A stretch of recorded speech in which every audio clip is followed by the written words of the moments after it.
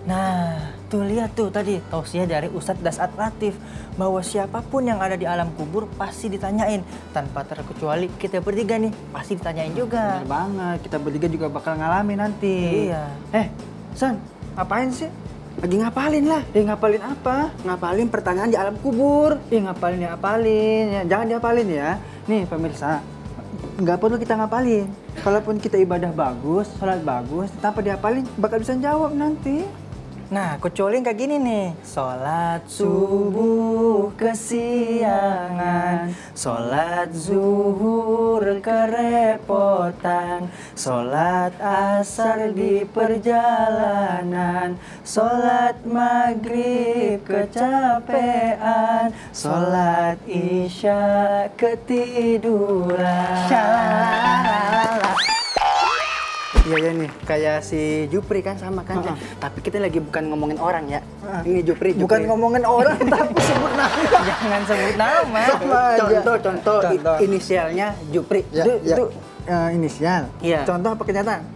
Contoh. Jupri kan bangunnya suka kesiangan. Iya. Kadang subuhnya jam 8, kadang jam 7. Pernah tuh yang lucunya nih ya, ibunya ngintip Jupri di balik pintu.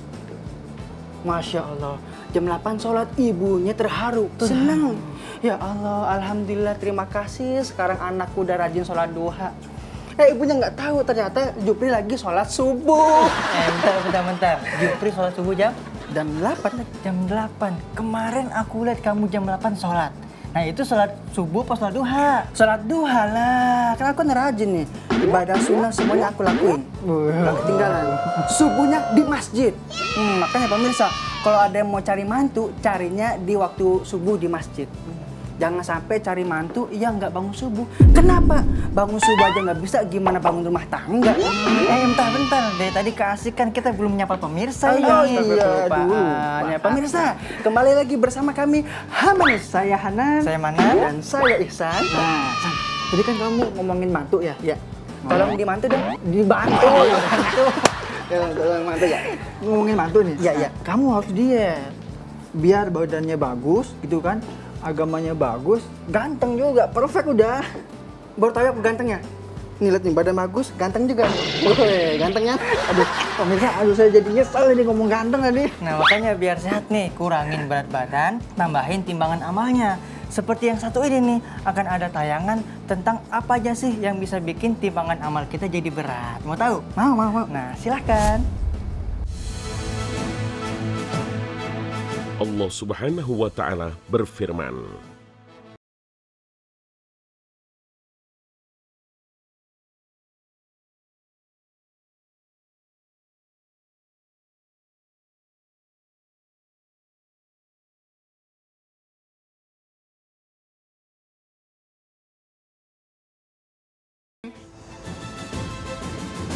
kami akan memasang timbangan yang tepat pada hari kiamat.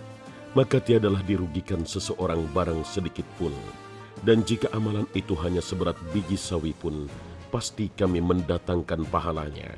Dan cukuplah kami sebagai pembuat perhitungan. Al-Quran Surah Al-Anbiya ayat 47. Mayoritas ulama Ahlus Sunnah wal Jamaah meyakini bahwa timbangan yang akan dipasang di akhirat nanti adalah timbangan sebenarnya, bukan kiasan. Bagaimana bentuknya, apa satuannya, hanya Allah Subhanahu wa Ta'ala yang tahu. Ketika amalan ditimbang, tentu manusia sangat membutuhkan amal-amal soleh yang dapat menambah berat bobot timbangannya di akhirat kelak. Lalu, amal apa saja yang bisa memperberat timbangan amal? Pada prinsipnya, seluruh amal soleh akan menjadi pemberat timbangan seseorang di akhirat. Akan tetapi ada beberapa amal soleh yang disebutkan khusus oleh Rasulullah SAW yang menjadi faktor pemberat timbangan.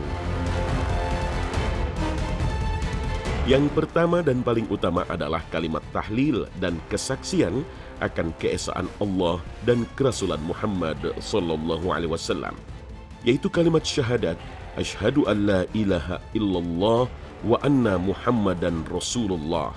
Aku bersaksi tiada Tuhan melainkan Allah dan Muhammad adalah utusannya. Kalimat tauhid yang singkat dan mudah diucapkan ini kelak akan memiliki bobot yang sangat berat, bahkan bisa menentukan dan mengubah timbangan amal kita. Nabi SAW pernah mengabarkan bahwa kelak di akhirat, ketika timbangan amal ditegakkan, ada orang yang dibebaskan Allah dari ancaman neraka lantaran banyaknya dosa. Ketika dosa-dosanya diperlihatkan pada catatan amalnya, dia melihat hampir seluruh catatan amalnya buruk, sehingga ia putus asa tidak akan selamat. Akan tetapi Allah memberi harapan karena satu amalannya yang tetap ia jaga. Allah berfirman, sesungguhnya di sisi kami engkau memiliki satu kebaikan. Sesungguhnya pada hari ini engkau tidak akan dizolimi.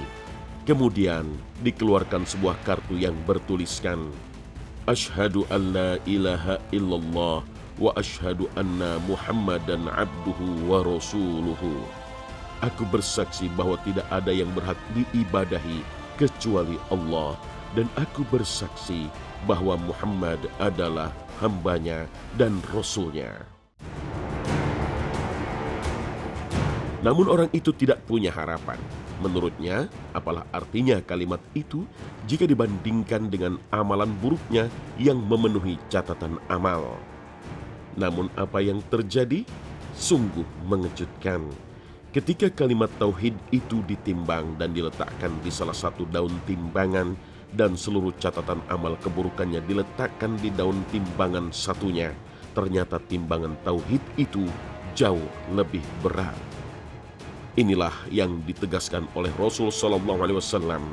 Tidak ada sesuatu pun yang bisa mengalahkan beratnya nama Allah. Hadis riwayat Tirmizi dan Ibnu Majah. Oleh karena itulah, kalimat tauhid yang menjadi kesaksian kita terhadap keesaan dan keagungan Allah ini hendaknya tidak dirusak dengan perbuatan yang mengarah pada kesyirikan. Karena hal itu bisa merusak tauhid yang sangat memberatkan timbangan amal kita di akhirat. Amal soleh lain yang bisa menjadi pemberat timbangan di akhirat kelak adalah akhlak yang baik. Akhlak ini bisa berupa ucapan yang baik, senyum ketika berjumpa orang-orang, lemah lembut dan toleran, menyambung silaturahim dan berbuat ihsan, suka menolong dan tidak mengganggu orang lain. Bahkan beratnya timbangan akhlak ini bisa menyamai derajatnya orang yang rajin puasa dan sholat. Rasulullah SAW bersabda, tidak ada sesuatu amalan yang jika diletakkan dalam timbangan lebih berat dari akhlak yang mulia. Sesungguhnya orang yang berakhlak mulia bisa menggapai derajat orang yang rajin puasa dan rajin sholat. Hadis riwayat Abu Daud dan selainnya. Dan orang yang paling berhak menerima perlakuan baik kita adalah orang-orang terdekat kita sendiri, seperti orang tua, istri, dan anak-anak. Nabi SAW bersabda, orang yang paling baik di antara kalian adalah yang paling baik terhadap istrinya, dan aku adalah orang terbaik terhadap istriku. Hadis riwayat At-Tirmizi dan Ibnu Majah. Amalan yang ketiga yang dapat memperberat timbangan kebaikan di hari kiamat adalah zikir mengingat Allah. Zikir seperti apa? Rasulullah SAW mengajarkan dan mengabarkan dalam sabdanya, dua kalimat yang ringan di lisan namun berat di timbangan dan disukai Ar-Rahman, yaitu Subhanallah wa bihamdihi Subhanallahil azim. Maha suci Allah dan segala puji baginya, Maha suci Allah yang Maha Agung. Hadis riwayat Bukhari dan Muslim. Maka siapapun yang ingin menambah bobot timbangan kebajikannya di hari kiamat, hendaknya ia memperbanyak mengucapkan kalimat ini. Wallahu a'lam.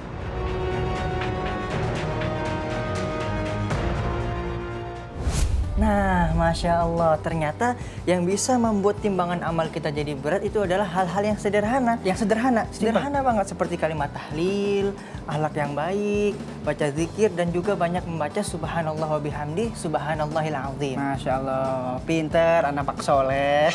Pak Soleh, enak aja. Nama abah kita Jamaluddin, bukan Soleh. Oh, iya, iya. Maaf, jangan potong uang pulsa saya, jangan.